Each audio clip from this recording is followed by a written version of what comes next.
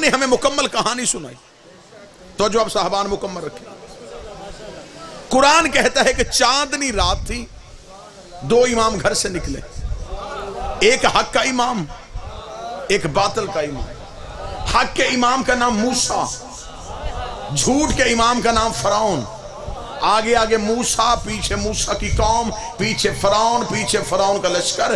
कुरान ने ये वाक़ियात किताब मोटी करने के लिए नहीं लिखे, इंसानियत की नसीहत के लिए लिखे हैं। खुदा ने कुरान में कहा कि मूसा अपने मुट्ठी भर मुसलमान बचा के जा रहा था और फरौन पीछे ताक़ु में जा रहा था। ये आगे आगे दरिया का आना था। मूसा की कौम गई घबरा, उसका मरवा दिया मूसा तूने। आगे भी मौत, पीछे भी मौत, आगे जाएं तो दरिया में गिरे, पीछे जाएं तो फरौन पकड़वाए। अब हमें क्या करना चाहिए? ये मूसा की कौम ने सवाल किससे किया? मूसा से किया। कुरान कहते कि मूसा ने फिर अल्लाह से सवाल किया। खुदा ने ये कहानी बना के तरीका बताया है कि तरीका यही होता है, उम्मत हुज्जत से मांगती है, हुज्जत अल्लाह से मांगती है। मानने वाले हुज्जत से मांगते हैं, हुज्जत फिर खुदा से मांगती है। मानने वालों ने कहा मूसा क्या करना चाहिए? इतना कहना था, खुदा की आवाज़ है, मूसा घबराना, हमने तुझे असा मोर्चे पे दिया है, इस असा को दरिया पे मार। कुरान कहता मूसा ने असा को दरिया पे मारा, दरिया नील की लहरें फट गई,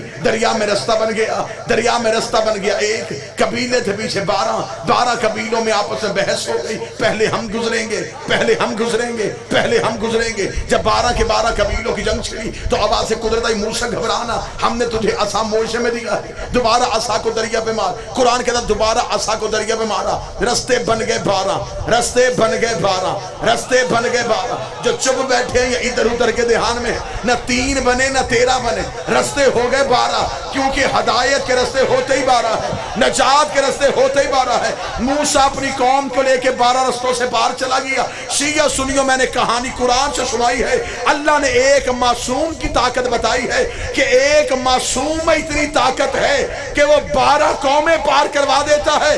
12 मासूमों में इतनी ताकत नहीं कि वो एक कौम का पार। अगर एक मासूम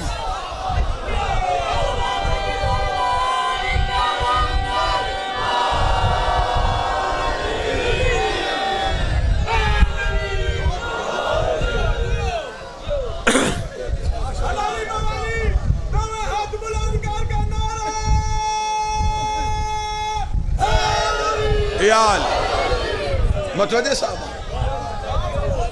एक मासूम में इतनी ताकत है, बिस्मिल्लाह, वो 12 कौमें पार करवा सकते।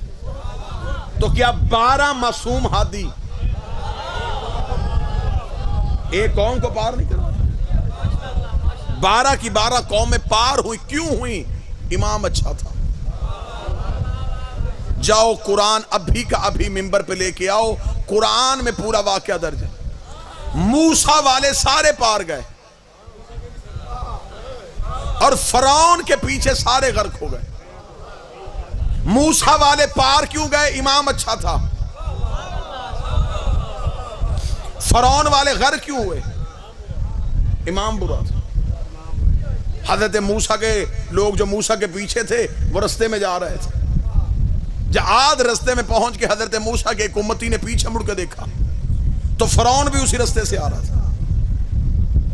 उसे कहा मूसा से, मूसा रास्ता हमारे लिए नहीं बना, हमारे लिए बनता तो सिर्फ हम आते, ये फरौन क्यों आ रहा है? अल्लाह से क्या रास्ता बंद करे? मूसा ने भागते हुए कहा मेरे मालिक, फरौन भी इसी रास्ते से आ रहा है। फरमाया तू अपने बचा, तो मेरे मालिक फरौन भी बच जाएगा। मैं जुमला मातमियों के लिए पढ़ने लगा हूं, मेरे मालिक फरौन भी बच जाएगा। आवाज खुदा तू सिर्फ अपने बचा, मैंने सिर्फ आज फरौन नहीं मारना, आखिरी फरौनी भी मारना है, तू सिर्फ अपने बचा। कुरान कहता है कि मूसा का आखिरी दरिया से कदम निकाल रहा था, फरौन का आखिरी दरिया पे कदम रख रहा था। खुदा कहता उस दिन मैंने मलकल मौत से ये नहीं कहा था कि इसे मारना है, इसे बचाना है, इसे जिंदा रखना है, इसे मौत देनी है। खुदा कहता उस दिन मैंने नील की लहरों पे वही कर दी थी। मूसा वालों को छेड़ना नहीं है, फरौन वालों को छोड़ना नहीं है। बंदे चुप रहे या बोल पड़े, अगर वही पानी पे हो सकती है तो अल्लाह दोज़ख की आग पे वही कर देगा। अली वालों को छेड़ना नहीं है, अली के दुश्मन को छोड़ना नहीं।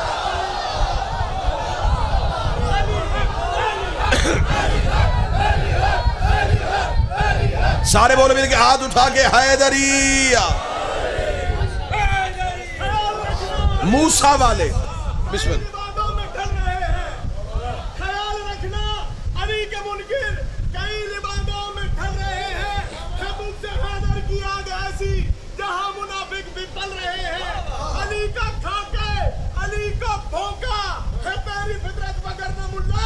तुम्हारे जैसे करोड़ों कुत्ते अली के टुकड़ों पर।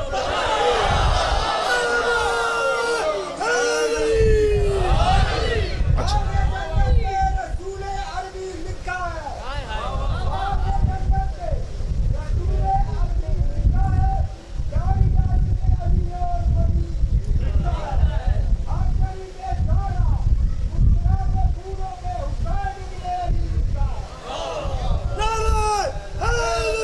यार मुतवज्जे साहब, अब मुझे जो कहा गया है मैं वैसा पढ़ रहा हूं।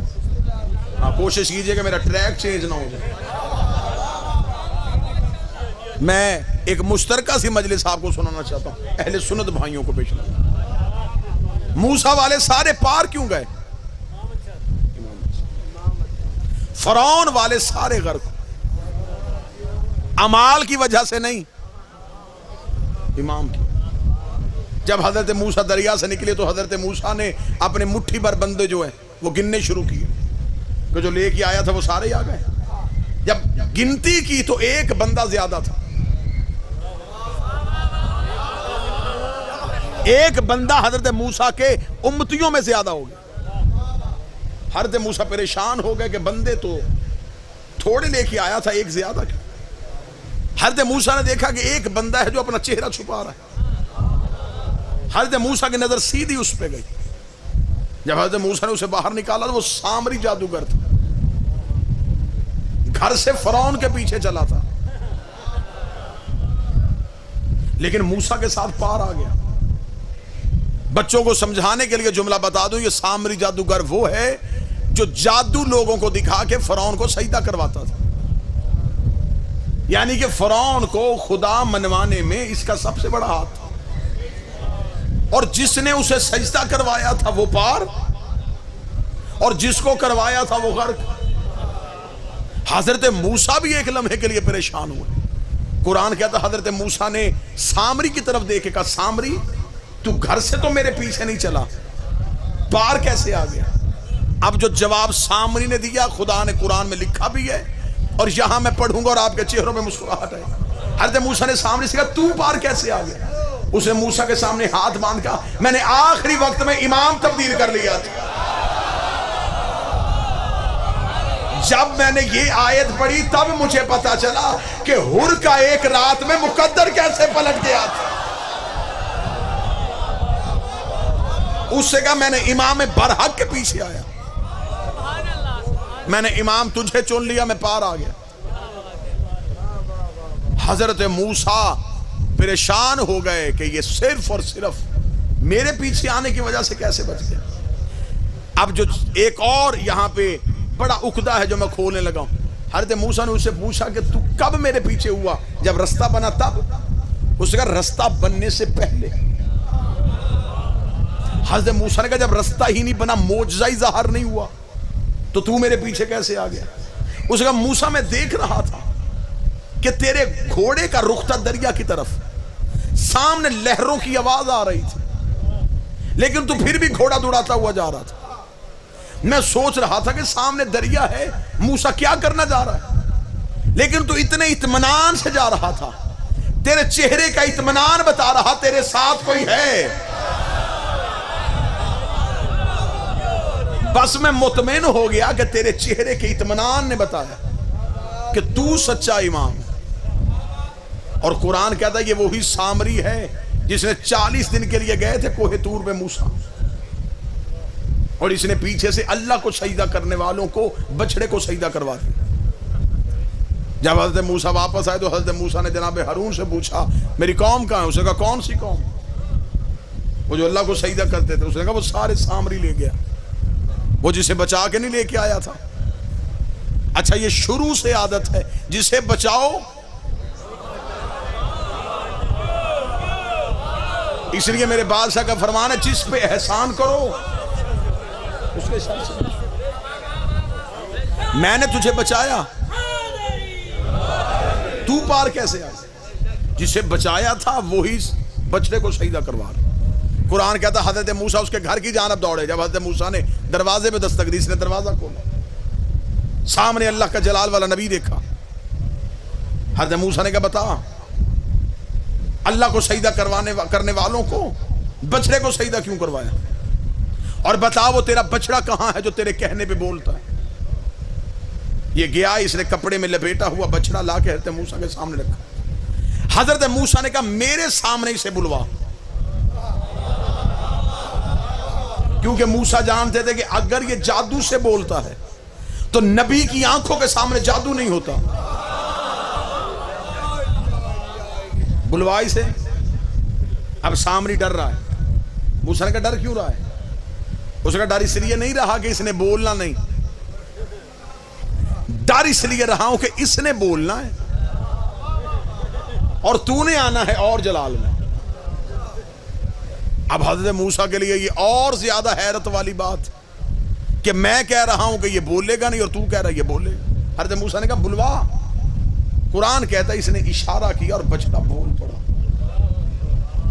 बछड़ा बोला, हजरत मूसा आपसे ज्यादा चुप हो गए। हजरत मूसा ने अंगुश बदंदा होकर कहा, फमा खातबकुम या सामरी, सामरी तूने इसे कैसे बुलाया? अब जिस बंदे के सीने पे मातम का निशान है वो जुमले को लुत्फ लेगा। जब हजरत मूसा ने कहा, तूने इसे कैसे बुलवाया? उसने कहा, मूसा तुझे याद है जब तू दरिया में रास्ता बना के जा रहा था तो मैं भी तेरे पीछे जा रहा था, क्योंकि मैं पेशे के एतबार से जादूगर था। मेरे जहन में ख्याल आया ये मूसा के लिए रास्ता कैसे बन गया। उसने कहा, मूसा फिर मैंने तेरे आगे होके देखा तो तेरे आगे भी घोड़े पे एक जवान जा रहा। हाय हाय, तेरे आगे भी घोड़े पे एक जवान जा रहा था। वो घोड़ा जहां से अपने सुम उठा रहा था, बंजर जमीन से सब्जा निकल रहा था, जमीन से नूर निकल रहा था। वो कहता, मैंने रात की तारीकी का फायदा उठा के उस घोड़े के करीब गया, उसने अपना सुम उठाया। फकाज़बत इलैह, मैंने उसके सुम के नीचे से थोड़ी सी मट्टी उठाई और अपनी जेब में छुपा ली। ये वही मट्टी है, ये वही मट्टी है जो मैंने जोहरे हयात समझ के इस बछड़े में डाली। और बछड़े ने बोलना शुरू कर दिया। अब आओ शींगों से पूछे ये हजरत मूसा की आगे कौन था? उन्होंने कहा, ये वही था जो नबियों का हाजत रवा है, जो नबियों का मुश्किल कुशा है। अहले सुन्नत ने अपनी तफसीरों में लिखा, ये नहीं, ये हजरत अली नहीं थे, ये तो जनाब जबरील थे जो हजरत मूसा को रास्ता दिखा रहे थे। चल मैं शींगों की नहीं मानता, अपने सुन्नी भाइयों की मान लेता हूं। ये जनाब जबरील थे। मुझे बता जबरील है कौन? अली का शागिर्द, हसनैन का दर्जी, बतूल का नौकर, जिसके नौकर के घोड़े के सुम में इतनी ताकत है, उसके बेटे के जुल्जना में कितनी।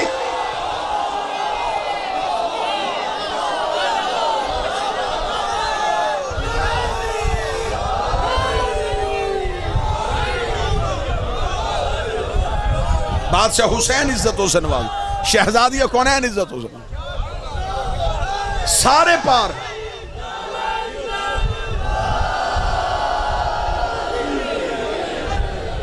सारे पार गए। इमाम अच्छा था, लिहाजा फैसला है इमामत पे। कब्रें खराब ना करना, कब्र को दोज़ख ना बनाना। 4 शियों की जिद में अली छोड़ देना अकलमंदी नहीं।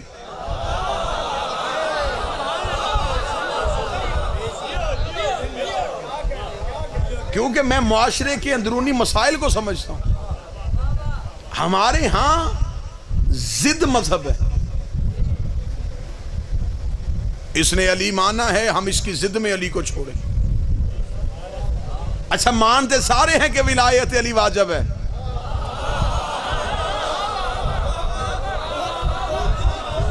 इनकार जिद पे किए जा रहे हैं। बस एक जिद बन गई है, मातमी कह रहे हैं वाजिब है, हम कहेंगे वाजिब नहीं। चलें, अगर मुल्तान में ये मजमा मुझे इजाजत दे तो ये झगड़ा खत्म ही ना करें, इस बहस को खत्म ही कर देते। इस सवाल की हमेशा के लिए गर्दन दबा देते। मैं कोई किताबों के हवाले नहीं दूंगा, वरना अंबार है सीने में, कोई हवाला नहीं देता, दलील दे देता हूं। इस दलील की तुम्हें क़यामत तक रद्द दे तो मेरे सामने लेके आ। जो बंदा कहता है अली मुस्तहब है, वो मुझे सिर्फ इतना बताया मुस्तहब की तारीफ क्या है। अलम अब्बास के सामने हूं, गाजी की कचहरी में खड़ा हूं। मुस्तहब की तारीफ क्या है? शरीयत में मुस्तहब उस अमल को कहते हैं जिसके बजा लाने से नेकियों में इजाफा, छोड़ने से अजाब ना हो। मसलन मैं मिसाल दे देता हूं ताकि आप अच्छी तरह समझ सकें। फजर की वाजिब रकअतें 2 हैं, ये वाजिब है। अगर आप मुस्तहब नफल अदा करें तो अब आपने मुस्तहब नवाफल अदा की, ये मुस्तहब है। अगर आप वो नफल ना पढ़ते अजाब नहीं था, अब आपने पढ़ लिया तो आपकी नेकियों में इजाफा है। अजाब मुस्तहब के छोड़ने पे नहीं आता, वाजिब के छोड़ने पे आता। फिर झगड़ा तो खत्म हो गया। अगर अली मुस्तहब था, गदीर में हारिस पे अजाब क्यों आया? हारिस ने ला इलाहा का इनकार नहीं किया, मोहम्मद रसूलुल्लाह का इनकार नहीं किया, उसने इनकार किया था अलीयुन वलीउल्लाह का। विलायत अमीरुल मोमिनीन जरूरियात मजहब नहीं बल्कि खुद दीन है।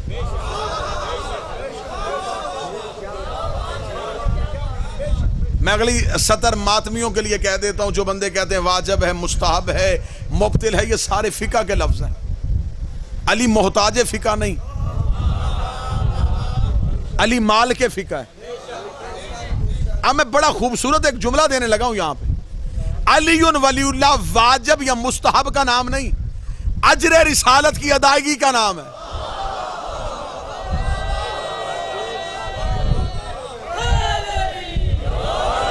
अब जो चाहता है कि वह रसूल की रिसालत के अजर को दे, उस पे वाजिब है वो विलायत अली का इकरार करे।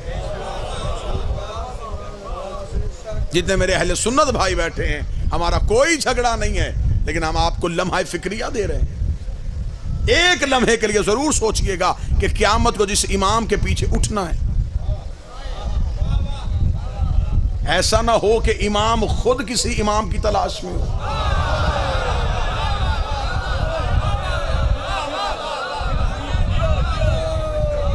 आप जिंदगी गुजार दें इमाम के पीछे, वो इमाम खुद इमाम ढूंढ रहा हो। लिहाजा सहाबा की आप इज्जत करें, लेकिन सहाबा को अहले बैत के मुकाबले पे ना लाना। सहाबी जन्नत में जा सकता है, ले जा नहीं सकता। सहाबी कौसर पी सकता है,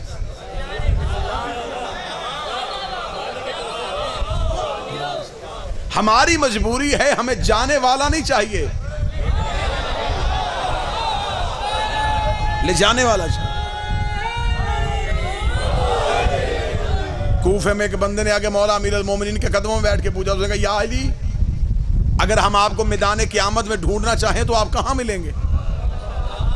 मेरे मौला ने जो जवाब दिया, वो जवाब यूं दिलों में ठंडक पहुंचा देगा। अली मुस्कुराए और मुस्कुरा के फरमाते, जहां अमाल तुलने हैं वहां अली तुम्हारा इंतजार करेगा।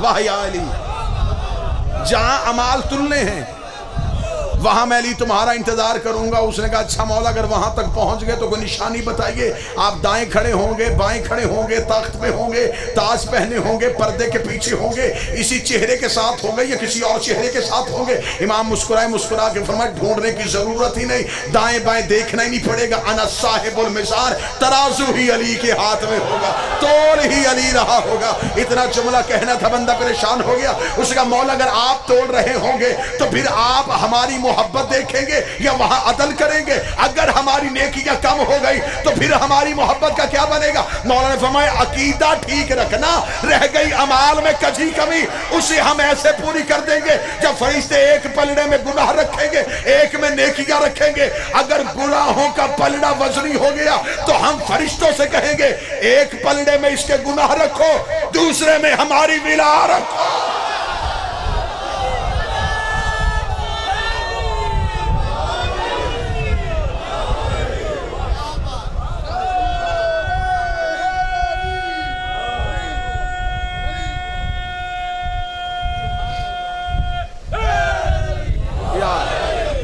लिहाजा ये बात तय है कि अकीदा क़यामत वाले दिन काम आएगा।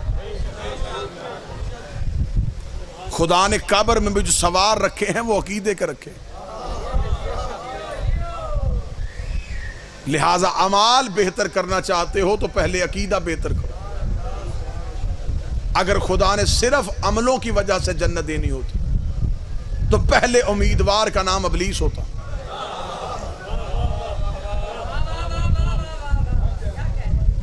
उसके पास गठरियों में अमाल थे, 6.5 लाख साल की इबादत, 50-50 हजार साल का एक एक सजदा। लानती बन गया हुज्जत को छोड़ने की वजह से। अल्लाह का इनकार नहीं किया, अल्लाह की हुज्जत का इनकार किया।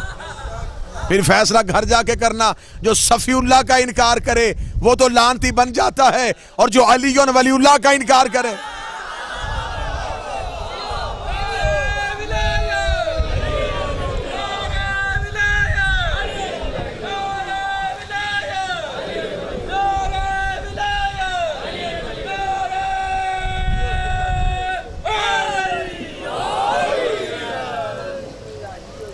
कोशिश करना जिंदगी में विलायत अली को एक लम्हे के लिए भी न छोड़ना।